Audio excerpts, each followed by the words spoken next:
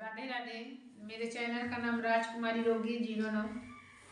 मैं आप लोगों को लगे एक धमाकेदार नाच गीत लाई हूँ। आप लोग जरूर सुनिए और सुन के कमेंट करिए, लाइक करिए, शेयर करिए और ज़्यादा से ज़्यादा मेरा वीडियो आगे बढ़ाने का कृपा करिए। मेरे चैनल में प्यार दुलार आप लोग बनाए रहिएगा। और ये गाना की मांग है और ये नाच गीत है भोजपुरी में। ए राजा हमका बनारस घुमाएगा। एक जने हमार मालती दीदी हैं, वो जो है कमेंट करी हैं, तो मैं आप लोगों को सुनाऊंगी। ये 3 दिन से आ रहा है कमेंट। मैं पहली बार गाने जा रही हूँ आप लोगों के मांग पर। तो मेरा वीडियो अच्छा लगेगा तो आप लोग लाइक सब्सक्राइब करना और हाइप भी देना। राधे राधे, धन्यवाद।